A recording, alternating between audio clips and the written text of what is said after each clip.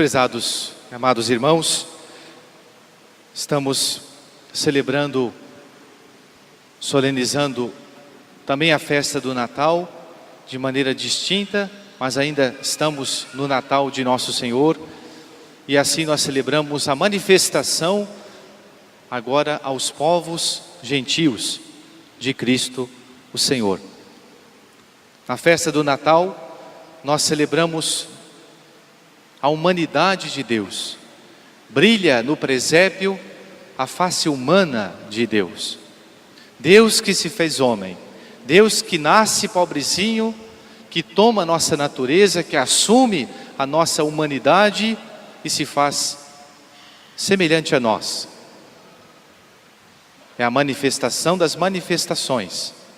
Mas no Natal nós vemos o relato da manifestação de Jesus aos pastores.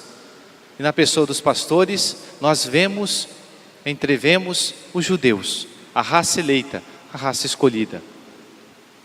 Hoje Nosso Senhor também se manifesta. Hoje Nosso Senhor também aparece, mas Ele aparece aos pagãos, povos de longe, aos reis magos. Hoje é o dia também em que nós celebramos a nossa vocação de cristãos, porque povos longínquos foram chamados até Belém, foram e encontraram o menino reclinado, ou então na sua própria casa. Encontraram a Deus, seguiram aquela estrela e encontraram o Messias, o Salvador. Eles não eram judeus, não eram israelitas, eram pagãos, eram reis magos vindo do Oriente. Depois, a tradição colocou o nome deles para nós de Melquior, Baltazar e Gaspar. Mas na verdade nós não sabemos muitos quantos eram. Se eram 3, se eram 10, se eram 12. Por nós sabemos que eles por oferecerem 3 presentes, a igreja e a tradição da igreja fala de 3 reis magos. Nós vemos assim no presépio 3, o número 3. Mas nesses 3 reis magos, todo homem de boa vontade é chamado a encontrar o Salvador. Se seguir aquela estrela, a estrela de Jesus. Quantas vezes nós cristãos, em vez de seguirmos a estrela da nossa vocação, do chamado de Deus, da nossa consciência que brilha do firmamento da nossa alma, seguimos muitas vezes estrelas cadentes, que são pessoas humanas que nós chamamos de ídolos. Sim, os ídolos modernos. Quais são os ídolos? Quais são as estrelas que hoje muitos cristãos seguem? Não digo pagãos, mas digo cristãos. Quais são os ídolos que estão pendurados, talvez nos nossos quartos? Fotos de artistas, às vezes seminus, cantores pagãos e imorais, e assim por diante. Ídolos de futebol. Fabricamos para nós, não estatuetas feitas de metal, ou feitas de bronze ou de barro, mas colocamos pessoas humanas, estrelas cadentes, e ali, olhando-os, pensamos, gostaria de ser como um deles. Quantas vezes as nossas crianças podem ter essa tentação de seguir um artista, uma top model, uma pessoa que é modelo, que é um herói, entre aspas, para o mundo, mas que na verdade diante de Deus, simplesmente é um ser humano que não encontrou o menino reclinado da manjedoura, como encontraram os reis magos. Nesse dia da Epifania, da manifestação do Senhor, nós somos convidados a olhar para aquela estrela, a estrela que guiou os reis magos, e essa estrela é a nossa vocação. Qual é a vocação que Deus te deu? Você já pensou nisso? Não digo a vocação apenas para a vida sacerdotal ou religiosa, eu digo a vocação de cristãos, que é mais ampla. Aquela que todos nós que estamos aqui, que você está em casa, também recebeu de Deus. É a sua estrela. Você segue essa estrela. aquela vocação que Deus te deu no dia do batismo, o chamado para ser filho, para ser filha de Deus. Será que nós seguimos essa estrela? Ou nós estamos seguindo as estrelas cadentes do mundo? Se nós seguimos as estrelas cadentes, nós jamais vamos encontrar a Deus, jamais vamos nos deparar com a manifestação de Deus. Vamos supor uma hipótese: se os reis magos, vendo aquela estrela brilhar no céu, eles que eram homens cultos, talvez conhecedores de algumas profecias acerca do Messias, mas homens que estudavam talvez os astros, não eram astrólogos, talvez eram astrônomos, não ficavam olhando os astros e pensando em superstições, como muitos cristãos, que procuram logo nas primeiras páginas do jornal ou da internet, aí o seu signo, não é? Para ver o que vai ser dele aquela semana, aquele mês. Não eram homens supersticiosos, mas eram homens conhecedores dos astros, estudiosos, isso sim. Mas eram talvez, certamente, homens tementes a Deus. Eles se depararam com uma estrela diferente. E eles foram seguindo aquela estrela. Quando chegou em Jerusalém, eles vinham do Oriente, vinham provavelmente da Pérsia. Quando chegou em Jerusalém, a estrela sumiu. Muitas vezes na nossa vida vai acontecer isso. Nós vamos ter momentos em que vamos nos encontrar muito com Deus. Parece que Deus está tão próximo de nós. Parece que Deus nos aponta com a mão o caminho que nós devemos seguir. Mas às vezes, aquele dedo que aponta, aquela orientação segura, parece que acaba. Parece. Porque a estrela, por momentos, ela se esconde atrás das nuvens. Igual aconteceu com os reis magos. E chegando em Jerusalém, o que fizeram? Procuraram uma autoridade. Qual é a autoridade que eles procuraram? Herodes. Herodes era um homem perverso, era um homem iníquo, era um homem mau. Ele tinha matado já 2 filhos, estava para matar o terceiro, com medo de perder o seu trono para os seus filhos.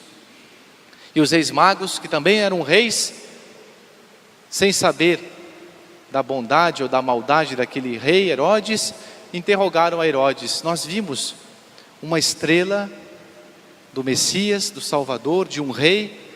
Onde é que nasce o rei dos judeus? Quais são as profecias? O rei Herodes, sem saber nada, chama alguns sacerdotes, alguns entendidos da lei, as profecias todas, e pergunta para eles onde é que deveria nascer, em que cidade. E as profecias diziam, principalmente de Miqueias, capítulo 5, diz que seria de Belém, uma cidade pequena, uma cidade de pastores, que foi a cidade do rei Davi. Mas não se falava apenas do rei Davi, se falava de um outro pastor, de um Messias, de um Salvador.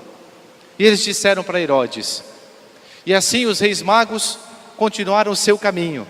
Antes de partir, o rei Herodes pergunta-lhes: vocês vão primeiro, encontrem o menino, e quando me encontrarem me digam, porque eu quero ir adorá-lo. Na verdade, não queria adorar o menino Herodes, queria assassiná-lo, porque ele tinha medo. Hoje ele era uma criança, mas daqui a alguns anos ele seria o rei dos judeus. E onde ficaria Herodes? A sua coroa, o seu trono. Quantas vezes nós temos medo de Deus, porque Deus pode nos destronar da nossa própria atitude, tirar da nossa vidinha medíocre.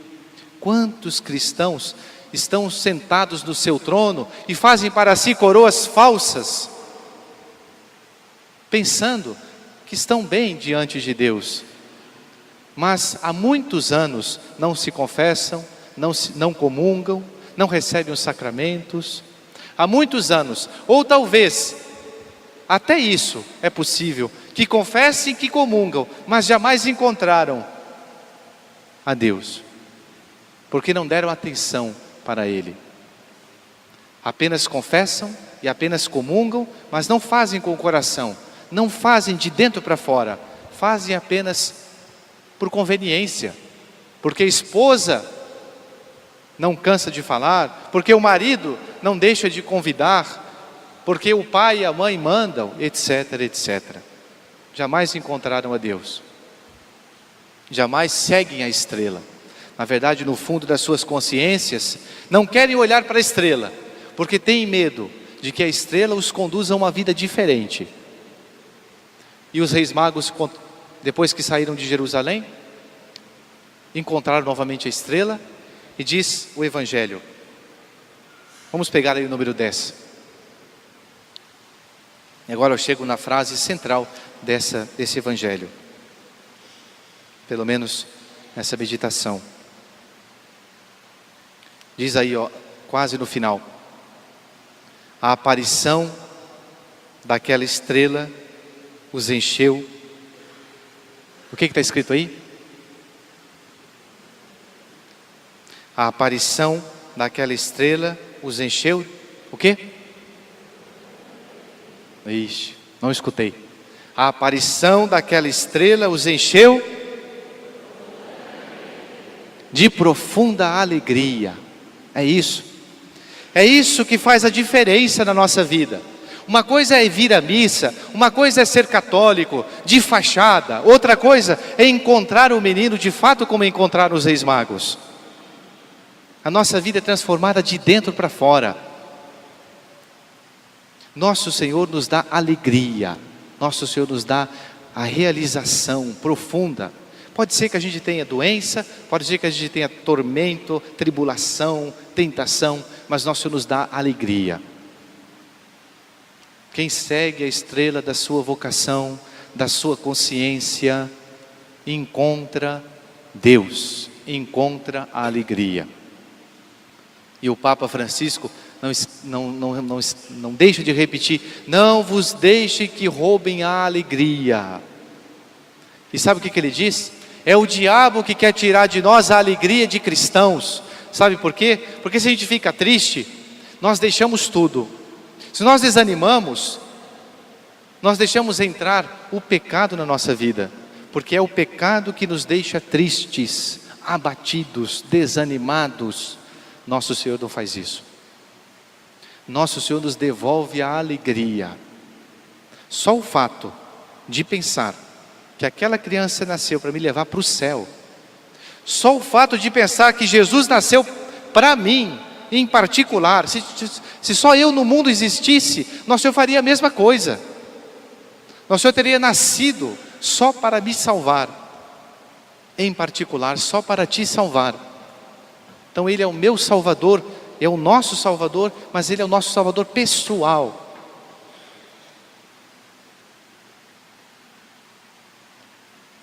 Depois o evangelista São Mateus termina dizendo assim: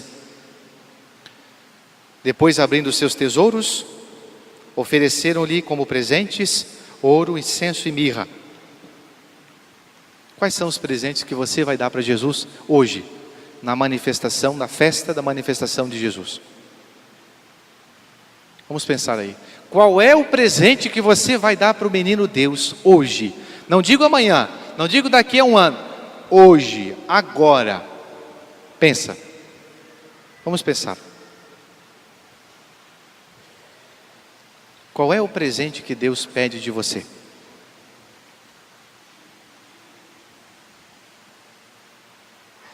O que diz a estrela na sua consciência?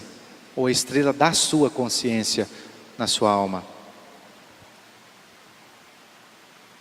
Penso que para muitos, Nosso Senhor pedirá a entrega da nossa vontade. Aquilo que nós temos de mais precioso, o ouro da nossa vontade. Porque o homem será aquilo que é a sua vontade. Se a vontade do homem for santa, ele será santo. Se a vontade do homem for iníqua, for pecadora, ele já é um miserável, ele é um pecador. Não importa se tem tentação, se sente ou se deixa de sentir. O importante é a vontade da gente. Para muitos, Nosso Senhor pedirá a oração. Quantos já não rezam mais? Quantos abandonaram já a sua oração pessoal? Já não fazem mais a oração quando acordam? Já não rezam mais por causa do trabalho? Trabalho é desculpa. Quando nós não rezamos, é porque nós não queremos rezar, falta-nos boa vontade, falta-nos determinação. Para outros, para muitos, nosso Senhor pedirá o sacrifício do pecado. É isso mesmo.